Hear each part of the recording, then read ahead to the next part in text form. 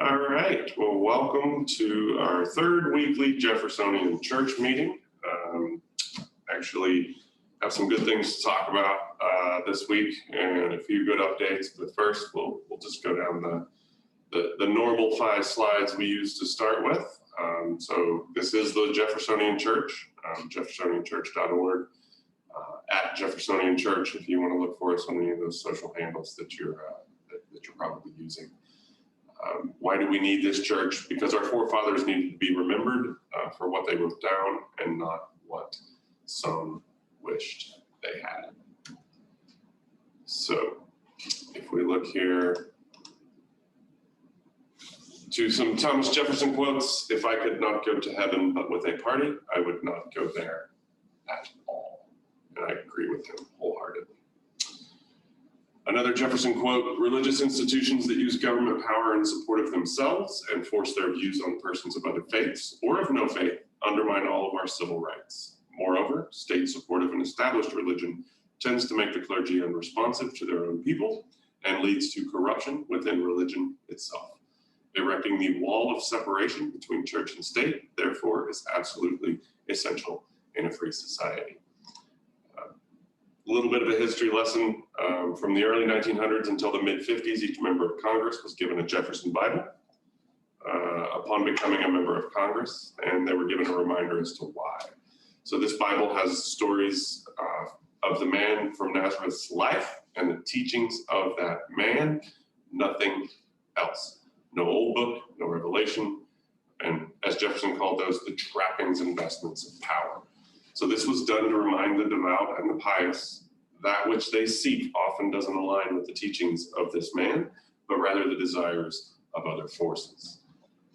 When the moral majority struck out to bring about a Christian United States, the very first thing they had to do was get rid of the Jefferson Bible. And they've been at it ever since, and it's not cute anymore. This is very dangerous to our nation. Now, I have actually come across this man's words and was trying to reach out to find people to speak with them about, and was having a lot of trouble finding churches that wanted to talk about what I understood in this book. And so we find ourselves here today.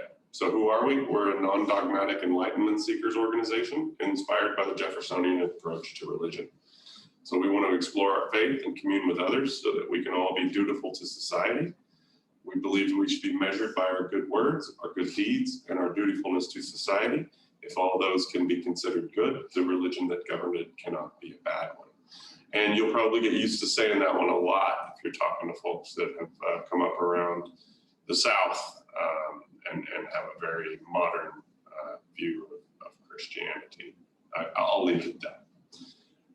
We seek to raise awareness of churches that respect the separation of church and state so that others may find comfort in a church that does not tell people who God wants them to vote for. We have no pins, no hats, no buttons, no flags or banners. We're the church of zero idolatry. We want to look out among the unwashed masses and know we are one of them. So our services, you're watching one. This is pretty much it. We have a simple service each week. This is not intended to replace your existing church if you like yours. There is no expectation of donations ever. We're not doing this for money at all. So we're starting off by reading the Jefferson Bible together. We're going to do 1 parable a week, maybe 2 parables, depending on how much time we got. And then hopefully as we grow, we can give some group discussion of the parable and what it means, what questions we have, etc. I really would like for this to be more than just Steve spouting some stuff, because I found some really cool things in this book that I'd love to talk to people about. So the first 2 meetings, we actually started off with the Sermon on the Mount.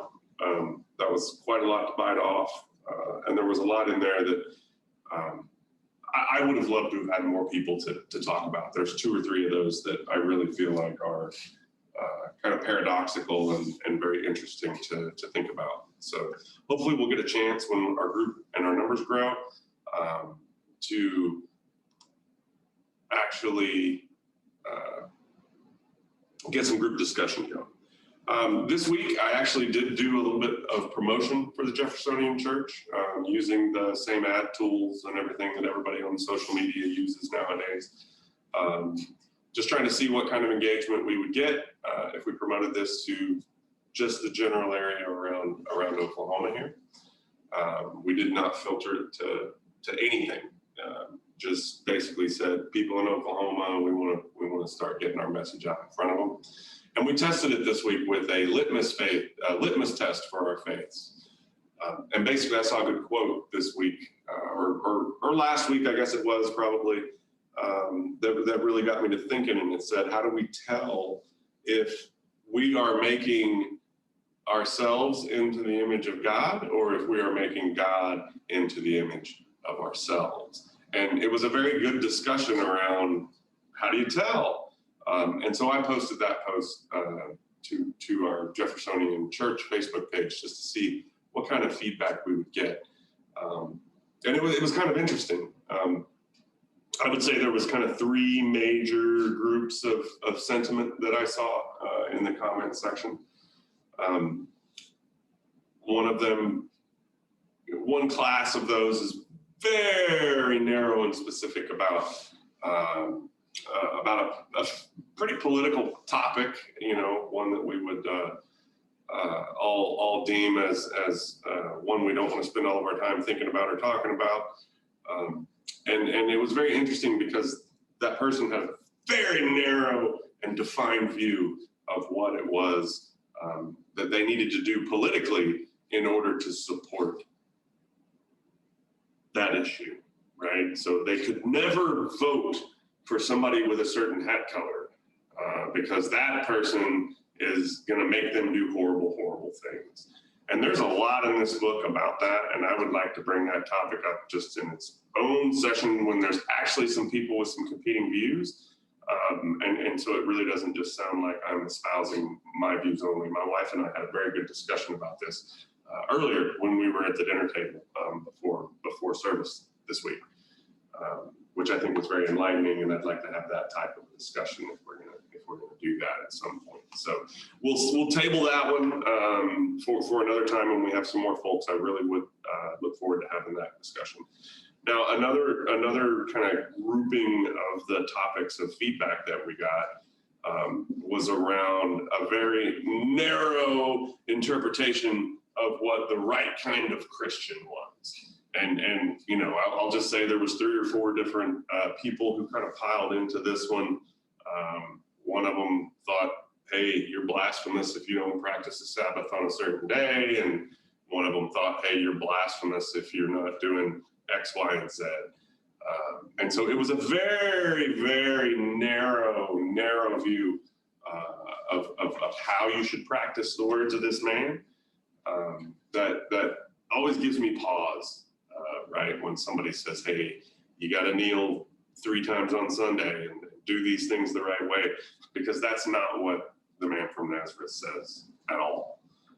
So I'm going to table that topic as well for this week, because I actually did some research and have a few parables here that kind of talk to that, but I would like to have some more people involved in the conversation so that it's, again, not just me waxing poetic about what I understand here, but actually some people who spend some time thinking about this, or maybe have been learned in the church more than I have, to have these discussions. So I look forward to both of those topics at a future meeting. So the third class of things that I saw, the thing that struck me the most was the 3 classes of things that I got a lot of comments on were definitely political things, not religious things, right? They were very much looking for, where is this guy or where is this organization not doing what I think they should, so I can discount them immediately. That's really what it felt like.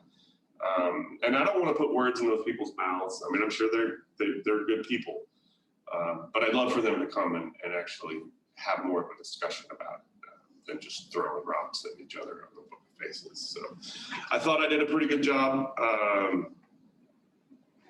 Letting them know where this church stood, and that there was plenty of other churches that shared those beliefs if they thought that they needed to seek communion in that way. So that's kind of the way that I am. And I'm not forcing you to come listen to me. I'm not forcing you to do anything that you don't want to do. I'm merely trying to understand what this man from Nazareth espouses and wants us to live our lives like in order to bring about heaven on earth.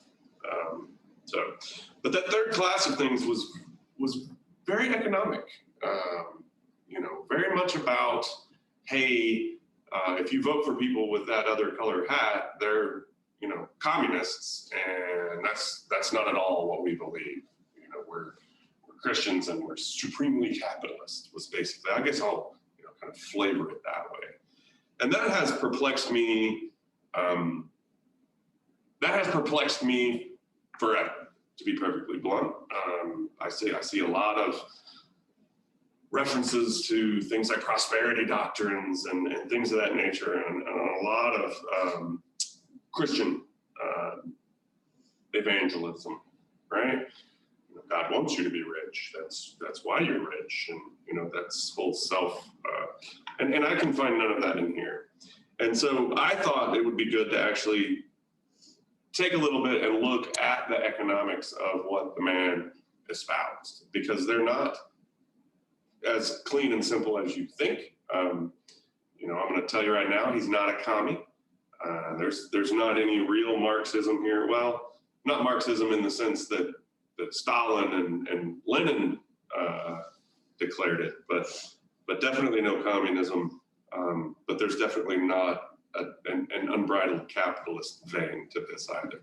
So I'm going to actually start with the parable of the laborers in the vineyard. So if you're reading your Jefferson Bible here, it's on page 107. The real meat of it really gets into it when we talk about Zacchaeus and the parable of the talents, which starts in 109. But I'm going to do both of these together because they both kind of reflect the economic principles that he espoused for us. And they're, like I said, they're not as simple as you think. So we'll do these two, and then, maybe I'll share some thoughts as we go through them. But then I look forward to other folks who are a little more learned than I am or have thought about these things a little more to maybe come and give us a little bit of input on how we should understand them, because I'm reading the words. Now, if you're following along in a regular Bible, because you don't have a Jefferson Bible, I believe these were in Luke 19. So the Zacchaeus one is Luke 19:12, I think is where that one starts. But I think the parable of the laborers in the vineyard is like Luke 12. So they're in this book, they're right next to each other because of the way Jefferson kind of pulled the pieces together out of the books. He doesn't do a lot of repetition like there is in a lot of the New Testament disciples' writings, right? Some of the same parables told multiple times and things of that nature. So if you're wanting to follow along in yours, I would suggest the book of Luke. And my wife just confirmed that it is Luke 19. So, all right. So we're going to start with the parable of the laborers in the vineyard. So for the kingdom of heaven is like unto a man that is a householder, which went out early in the morning to hire laborers into his vineyard. So right there, he's setting up the whole kingdom of heaven, which is what we're supposed to be working towards to bring about on earth, right?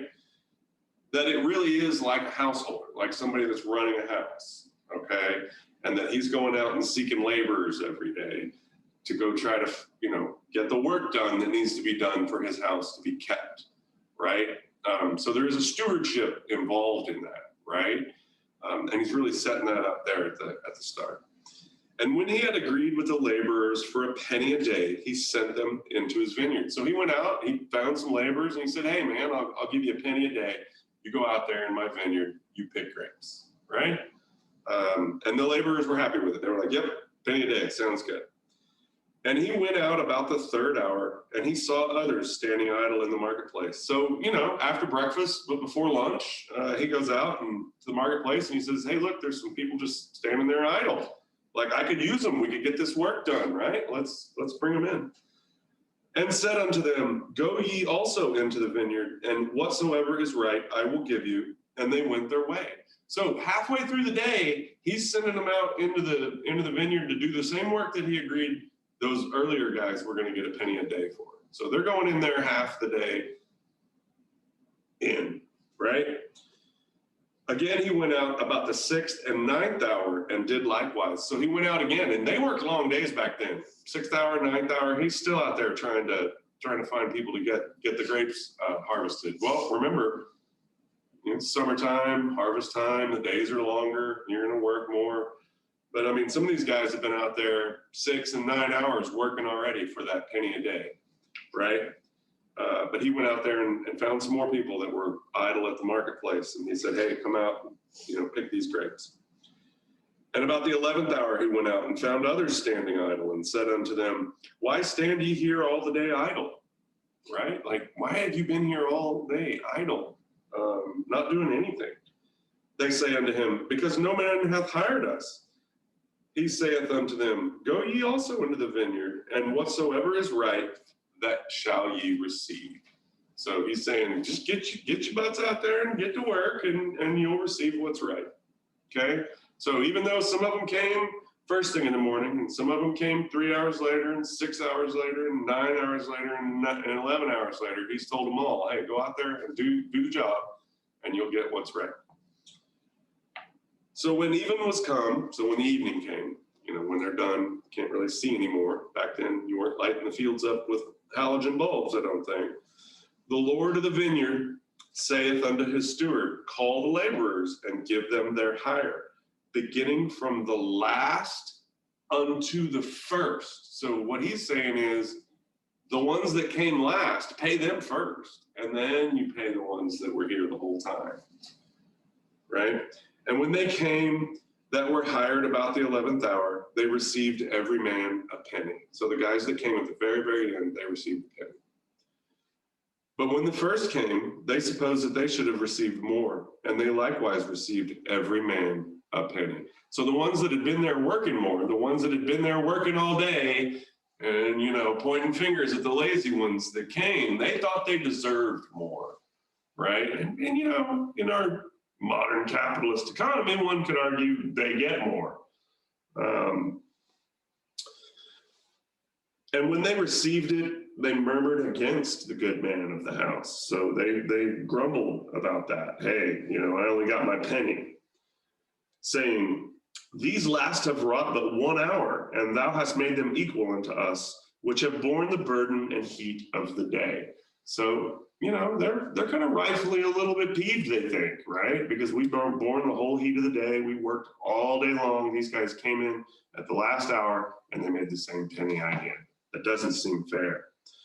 But he answered one of them and said, friend, I do thee no wrong.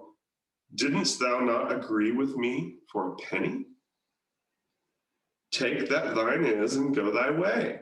I will give unto this last, even as unto thee. So he's saying, we agreed to a penny for the day, and I'm giving you the penny for the day, right? And I agreed with them that I would give them their penny for the day, even though they came in last, right? I will give unto this last, even as unto thee. Is it not lawful for me to do what I will with mine own? Is thine eye evil because I am good? So can't I decide what to do with my own stuff, right? Like I decided I'm going to pay everybody the same, and then I'm going to treat them that way. Now, why would he do that? I'll talk a little bit about why I think he's saying we should do that in a minute. Because is thine eye evil because I am good? So he's saying, I've been good to these people. I've been good to you. I've done exactly what I said that I would do. And I've done that for all these other people as well. I've seemed to have been good. Then why do you think me evil, right? It must be your eye is evil, right? That jealous green monster. So the last shall be first and the first last. For many he called, but few chosen. So I'm going to stop there, and I'm going to think just a little bit about why would he say these things, right? So, I mean, if that prosperity doctrine were true and God was really wanting us to be productive and earn as much money as possible, why would this even be in here, right? Because I think what he's saying is that you shouldn't treat people that way, that you shouldn't think that way of people just because they came late to the game, right? That you should somehow remove from them. But no, if you give to them early, then it makes them maybe want to come back to your vineyard next time, right? It makes them a little more willing. They say, hey, this guy is not just trying to take from me every chance he gets. He's willing to give me, what we agreed upon, even when it doesn't seem fair to others. And so, I don't know, that's what I got out of it. My wife's shaking her head yes, so I'll just go with I made my point, I think. But that's definitely not a devout capitalist view, right? One could argue. It's also not a communist view, right? I mean, there's no central owner of the vineyard here that the state controls out going and determining who's going to work the vineyard, right? And paying everybody the same, no matter how lazy they are. He didn't say this guy would bring back those 11th hour workers every time at the 11th hour. He didn't say he wouldn't.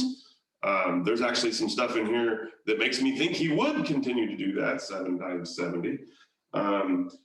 But that's not what he's saying here. And so anybody that comes to me and says, hey, Jesus says you gotta be jackbooted to those lazy people, I just can't get on board with it. I can't find it anywhere in this book.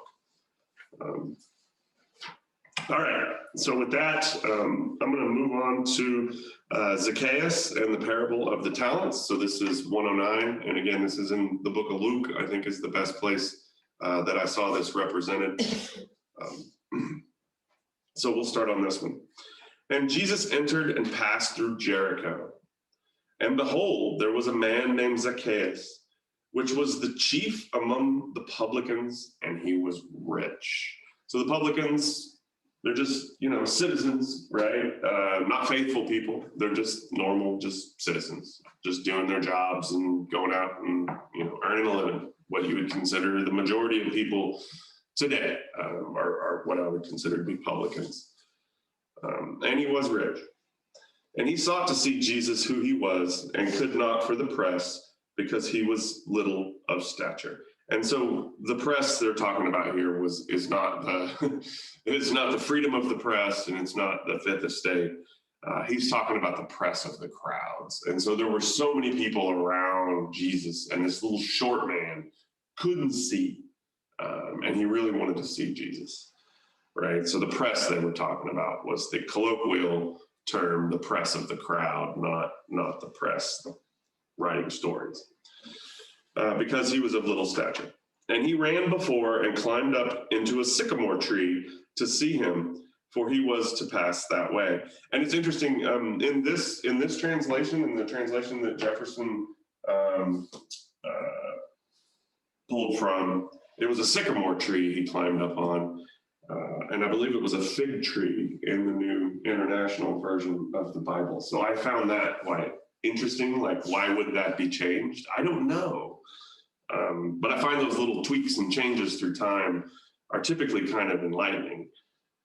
So maybe we should make a note and try to figure out why it's a sycamore tree in the old translations and why it's a fig tree in the new ones. But I could also be wrong. I'd love for somebody to just call it out and go, no, it was always a sycamore tree. But I seem to remember today when I was looking up the New International Version that it was actually a fig tree. But I'm digressing, and so we move on. He climbed up into the sycamore tree to see him, for he was to pass that way. So he got in front of where Jesus was going to go, got up in the tree so he could see Jesus. And when Jesus came to the place, he looked up and saw him and said unto him, Zacchaeus, make haste and come down, for today I must abide at thy house. So when he came around the corner, Jesus came around the corner, he saw Zacchaeus up in that tree, and he said, hey, get down from there. I need to stay at your house. It's kind of interesting. He didn't ask him. He just said, for today I must abide at thy house. And he made haste and came down and received him joyfully. So Zacchaeus was very, very joyous that Jesus would engage with him that way. And when they saw it, they all murmured, saying that he was gone to be guest with a man that is a sinner. So everybody that was there, that was around Jesus, they knew Zacchaeus he was a publican, and he was not a faithful man, and that he was a sinner. And so they were a little aghast that Jesus would go spend time with those sinners. That should be a little enlightening to those who want to sit here and say, I can't hang out with people with blue hats, or I can't hang out with people with red hats. He does it all the time. The man from Nazareth does that all the time. And the people are surprised every time he does it. And that should really, really tell you something about how much importance we place on what color hats people wear, or what pins they wear, or what flags they wear. Even if they are sinners, those are the people that you need to be engaging. Those are the people that you need to be bringing the words to, bringing them to the faithful. That's not really going to help expand the message, right? So you have to go engage those people that are different and think different than you do. And again, I digress a lot in these things because it really makes me think about things a lot. All right. And Zacchaeus stood and said unto the Lord, Behold, Lord, the half of my goods I give to the poor.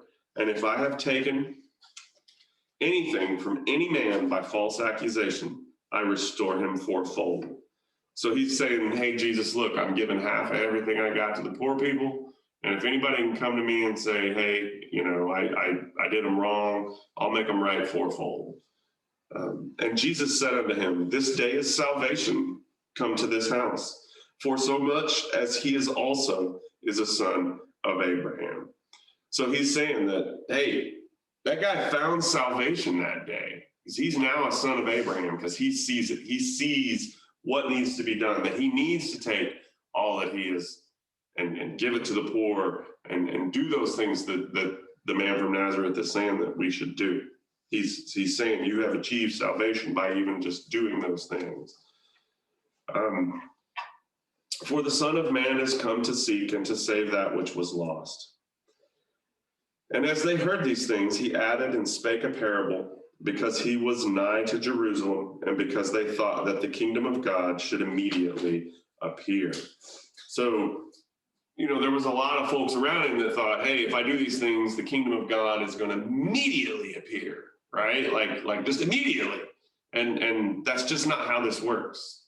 It's not how this works at all. The kingdom of God appears when we all live this way, and that's going to take time, right? And based on how long it's taken so far, it's going to take a long time if we keep doing it the way we have been. He said, therefore, a certain nobleman went into a far country to receive for himself a kingdom and to return. So if you think about, these days back, it's a long time ago, but really not even that far ago. You can look back into feudal England and things of that nature. This was actually fairly common, right? The most nobleman, and I use that in not the noble in nobility sense, but the noble in the strongest king around, or whatever, prince, whatever you want to call it. So, that little thing that the British did where they conflated nobility to mean the people that are ruling over you. Wow, what a brilliant little play there that was.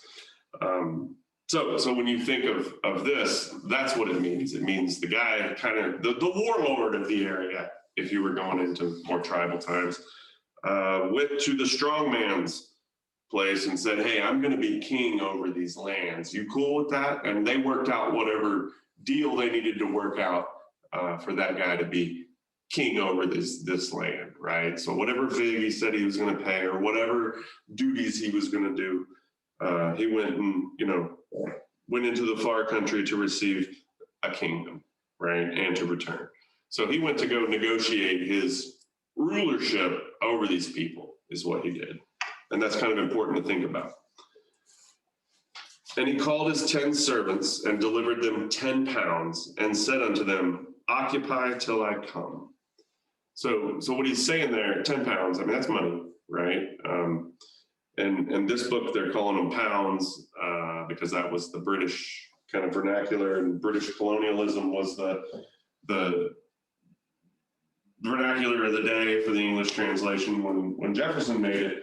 But if you look into the really Old Testament, you'll see it called minas, and there's other words for the coins. So if you look back through Greek and through Latin, they won't be called a pound. So again, interesting little tweaks and changes that you see through time. And then he said, occupy till I come. So what he's saying is, I'm giving you this money, and you keep that money going, keep it busy till I come back, right? So go put it in the marketplace, go work with it, occupy yourselves with that money while I'm gone, is basically what he's saying. But his citizens hated him and sent a message after him saying, we will not have this man to reign over us. So they didn't really care for him much. Kind of like a few people didn't like, about half the people don't like every elected president that we have. So think of it that way, right? So whichever color hat you wear, the guy with the other hat, you probably feel this way about that guy, right? All right, keep that context in mind. And it came to pass that when he was returned, having received the kingdom, so won the election, whatever you want to say, he received the kingdom, right? Then he commanded these servants to be called unto him, to whom he had given the money, that he might know how much every man had gained by trading. So he's saying, hey, I gave you this money, and now I'm king officially. Now I want to know what you did with that money. All right? So then came the first, saying, Lord, thy pound hath gained 10 pounds. So he's saying, you gave me a pound and I turned it into 10 pounds. So I turned $1 into $10, right? That guy's pretty good. That guy's a pretty good capitalist. Let's just leave it at that. All right. Now, if you look up the history of how people made money back then, well, it's not much different than how they make money today. And I'll just leave it at that. All right.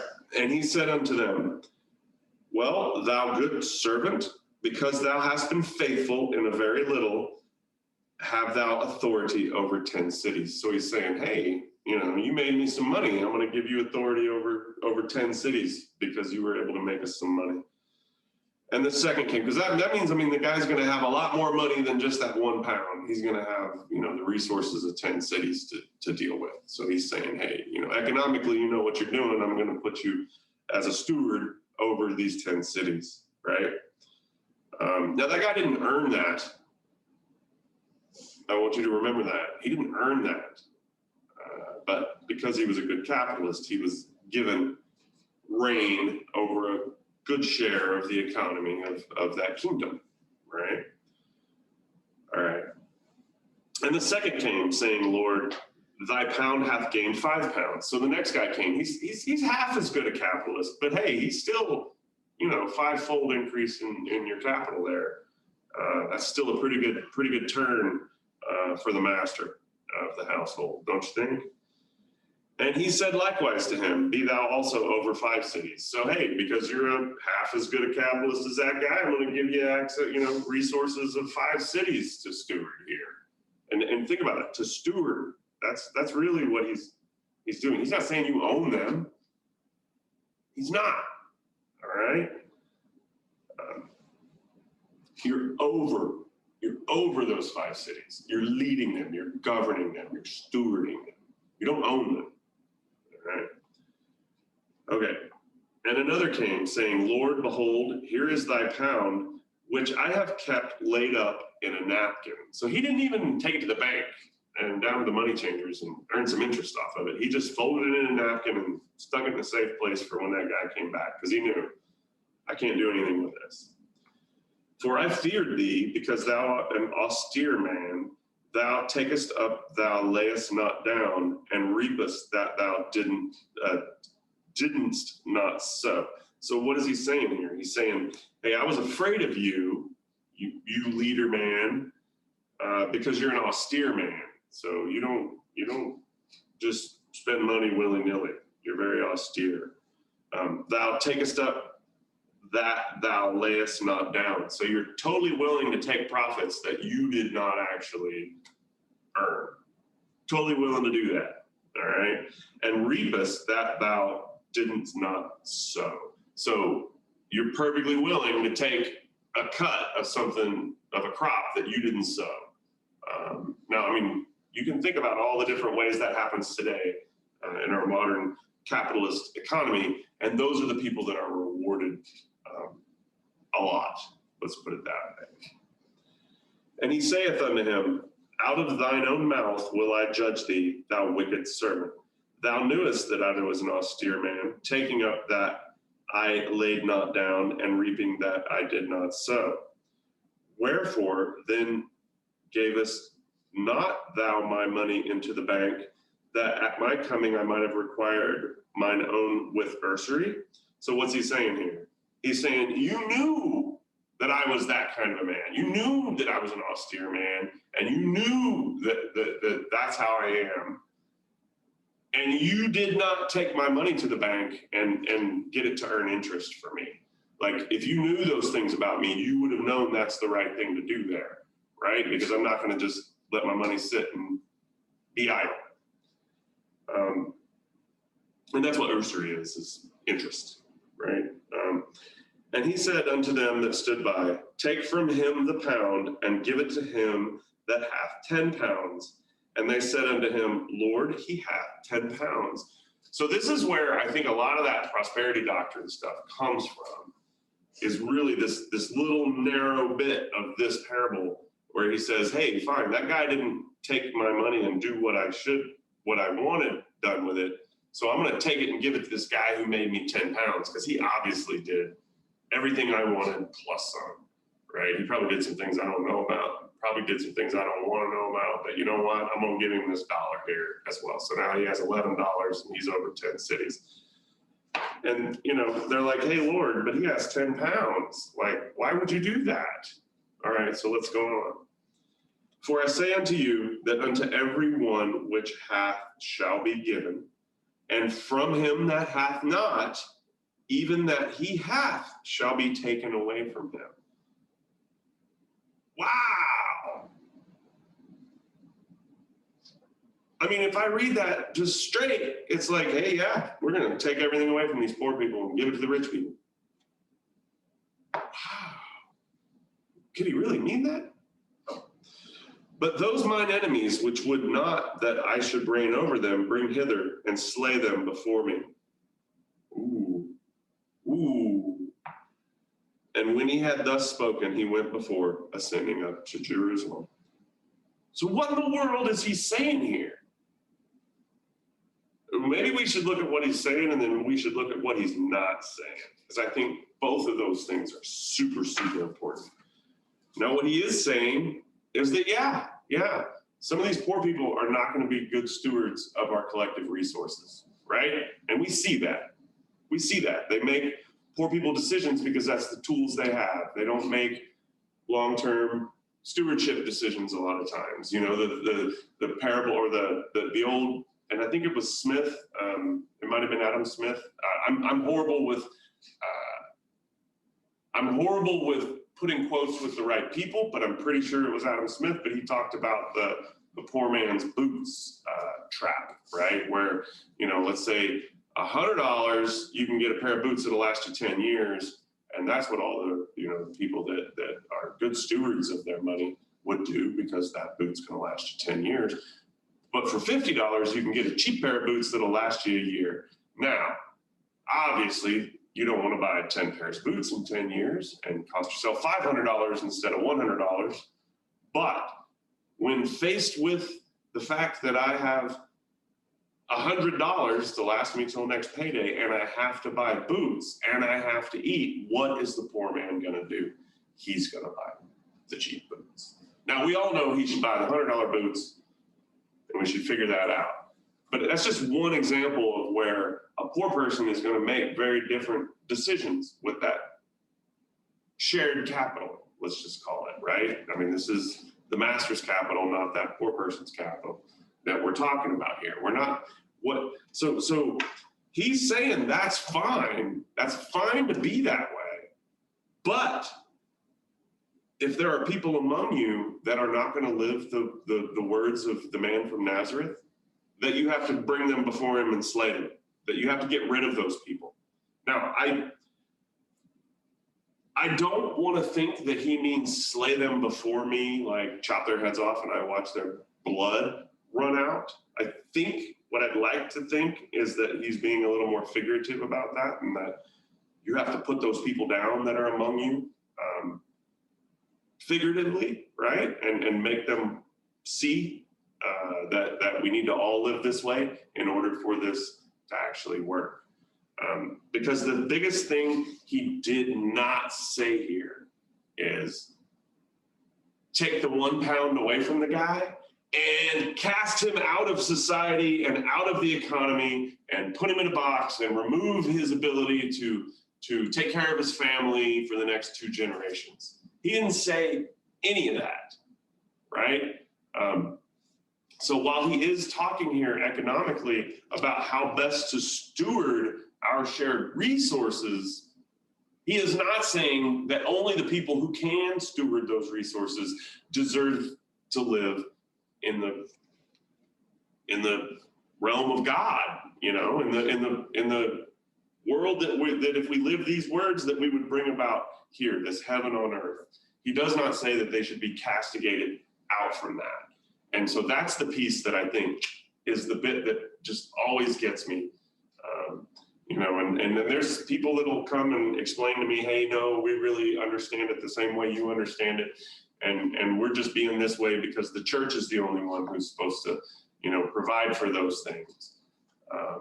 And that's a topic for a whole, you know, for another day. You know, should it be only our church, our very narrow and specific view of this man's words, that is the chosen one that's supposed to bring about this? No, it's not. It's supposed to be all of us, even the ones whose church lives in their heart, which is where this man said it should. So with that, I would love to kind of, you know, go on and talk a little bit more about this, but I'd rather have some people join, to be perfectly honest with you. So I think I've said what I understand out of these 2 parables, and I think it does describe his economic theories very well. And if we thought about this and our society did provide for everyone that base dignified life, then we could with confidence take that dollar from the one who's not a good steward and give it to the one with 10. But as long as we're not doing that first thing, then this behavior is horrible. And he actually says that right here. But those mine enemies, which would not, that I should reign over them. So the ones who will not live up to the words of the man, bring hither and slay them before me. So you got to do that in order for this to work. Now, wow, we could go a lot of different directions with that. And one of them might be eat the rich. You know, that's a very like, wow, you know, we could get there with these words, right? But where I can't get with these words is screw the poor, right? So we might be able to get to eat the rich, but we definitely can't get to screw the poor. And I see too much of that going on. And, you know, right now in Oklahoma, as a lot of other places in the South of the United States, we've got an extreme cold snap.